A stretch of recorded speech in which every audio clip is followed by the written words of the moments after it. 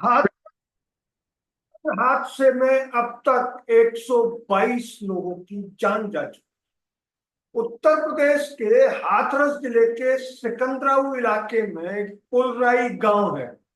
यहाँ एक सत्संग हुआ था जिसमें 122 लोग अपनी जान गंवा चुके। ये सत्संग उस नारायण साकार हरि नाम के कथावाचक का था जिसके पोस्टरों से हाथरस की सड़कें पटी पड़ी। इस कथावाचक को लोग भोले बाबा और विश्व हरि के नाम से भी जानते हैं, लेकिन इसका अतीत बेहद दागदार है। इस कथावाचक साकार नारायण हरि नामक कथावाचक का असली नाम सूरजपाल जाटव है और वह पूर्व कांस्टेबल है। इतना ही नहीं, वह एक महिला से छेड़छाड़ के आरोप में लंबे समय तक जेल में रह चुका है। इसी आरोप में उसे पहले निलंबित किया गया, उसके बाद उत्तर प्रदेश पुलिस ने उसे बर्खास्त कर दिया। हालांकि सूरजपाल जाटव बर्खास्तगी के बाद अदालत से अपनी बहाली के आदेश ले आया, लेकिन 2002 में उसने आगरा जिले से बीआरएस लेकर बाबा का चोला ओढ़ लिया। सत्संग वाले इस बाबा की असली कहानी किसी फिल्म से कम नहीं। फिल्मी स्क्रिप्ट की तरह से सूरजपाल जाटव पूर्व कांस्टेबल की नौकरी करता, पूर्व में कांस्टेबल की नौकरी करता और कांस्टेबल पद से बीआरएस लेने के बाद उसने देखते देखते लाखों भक्त बना। नारायण साकार हरि यानी सूरजपाल जाटव कासगंज जिले के पटियाली इलाके के बहादुरपुर गांव का है। उत्तर प्रदेश पुलिस की नौकरी के शुरुआती दिनों में वह आईबी में तैनात रहा। सूरजपाल जाटव करीब 28 साल पहले छेड़खानी के एक मामले में निलंबित हुआ और बाद में उसे बर्खास्त कर दिया। इटावा के सीनियर एसपी संजय कुमार ने मीडिया को जो जानकारी दी है उसके मुताबिक छेड़खानी मामले में सूरजपाल जाटव एटा जिले में लंबे समय तक कैद रहा और जेल से रिहाई के बाद वह बाबा नारायण साकार हरि बन बैठे। पुलिस सेवा से मुक्ति के बाद सूरजपाल जाटव कुछ दिन अपने गांव नगला बहादुरपुर रहा। वह कुछ दिन रुकने के बाद उसने अचानक स्वयं को ईश्वर से संवाद करने वाला व्यक्ति होने का दावा कर दिया और खुद को भोले बाबा के तौर पर स्थापित कर दिया। कुछ सालों में ही उसके भक्त उसे कई नामों से बुलाने लगे और उसके बड़े बड़े आयोजन शुरू हो गए जिनमें हजारों लोग शरीक होते। सीनियर एसपी के मुताबिक 75 साल का सूरजपाल और भोले बाबा तीन भाइयों का में सबसे बड़ा है। दूसरे नंबर पर भगवान दास है, लेकिन उसकी मौत हो चुकी है और उसका तीसरा भाई राकेश कुमार ग्राम प्रधान रह चुका है। बाबा बनने के बाद सूरजपाल जाटव अपने गांव कम आता जाता है, लेकिन बहादुरपुर में उसने चैरिटेबल ट्रस्ट चला रहा है। अपने सत्संगों में नारायण साकार कई बार ये दावा करता है कि उसे यह नहीं मालूम कि सरकारी सेवा से यहां तक उसे खींचकर कौन लाए। दिलचस्प बात यह है कि नारायण साकार भक्तों से दान दक्षिणा और चढ़ावा नहीं लेता, लेकिन उसके आश्रमों की संख्या कुकुरमुत्तों की तरह से लगातार बढ़ रही है। उत्तर प्रदेश के कई जिलों में उसके आश्रम है। एक और दिलचस्प बात यह है कि नारायण साकार अपने सत्संगों में भक्तों की सेवा सेवादार बनकर करता है।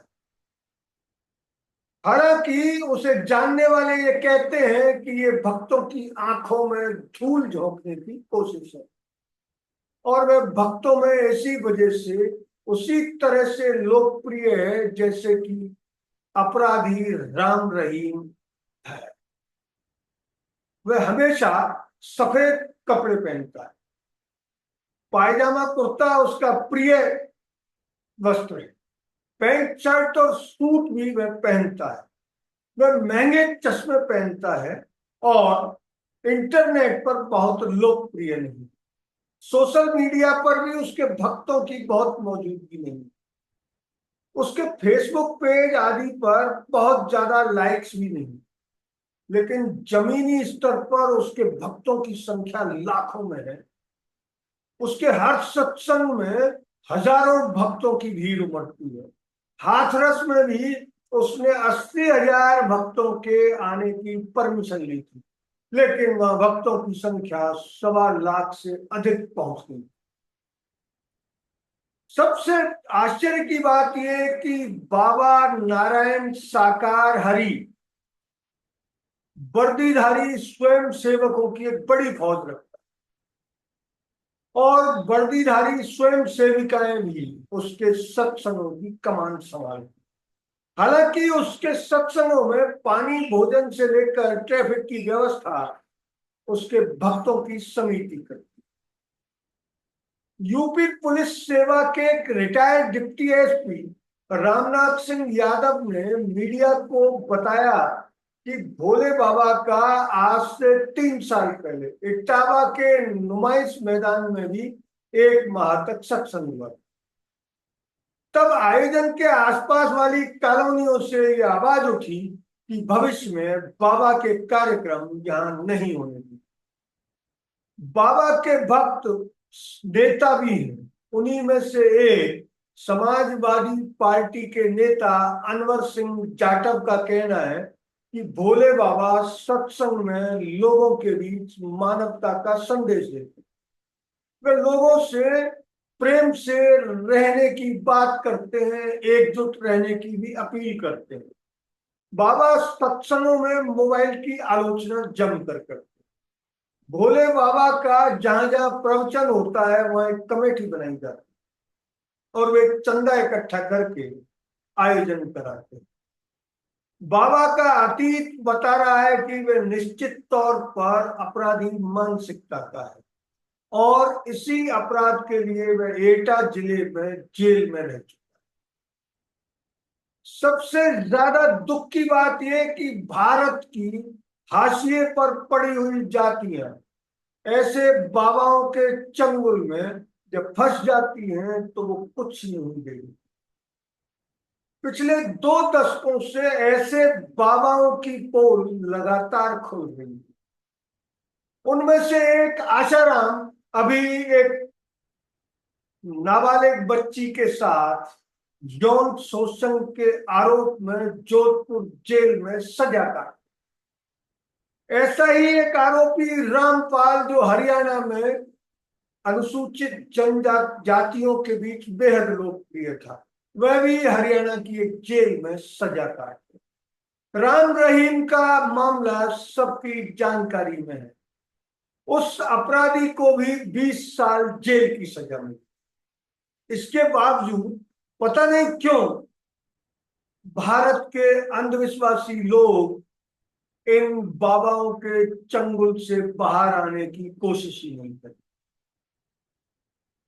हाथरस सत्संग में जो हादसा हुआ उसके बाद भी कई महिलाओं ने बाबा को इसके लिए दोषी नहीं माना।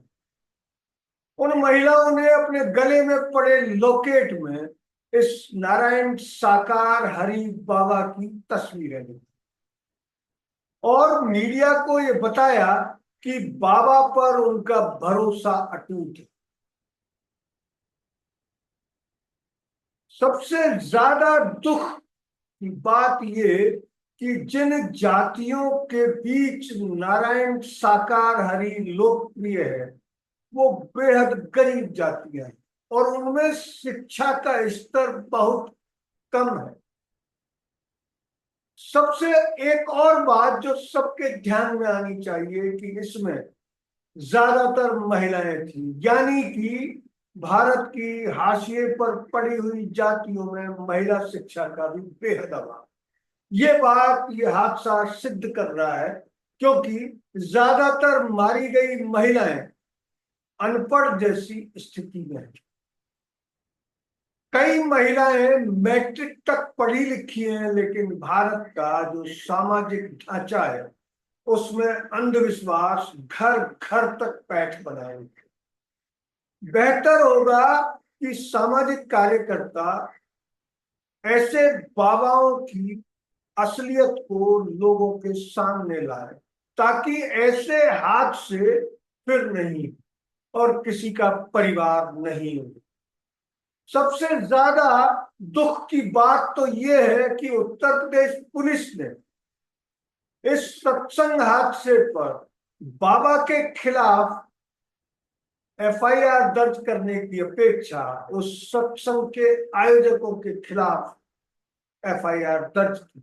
निश्चित तौर पर उनके खिलाफ भी एफआईआर होनी चाहिए, लेकिन सबसे अधिक दोषी नारायण साकार हरि। सरकार को यह भी पता लगाना चाहिए कि जब वो दान दक्षिणा नहीं लेता तो आखिर उसकी संपत्ति दिन दूनी रात चौगुनी कैसे बढ़े। अंधविश्वासों को दूर करने के लिए सरकार को भी जन जागरण अभियान डिजाइन करने चाहिए। अगर ये वीडियो आपको अच्छा लगा तो इसे लाइक करें, शेयर करें, और हाँ, ऐसे ही वीडियो देखने के लिए हिंदी हेडलाइन को सब्सक्राइब जरूर करें। धन्यवाद। जय हिंद।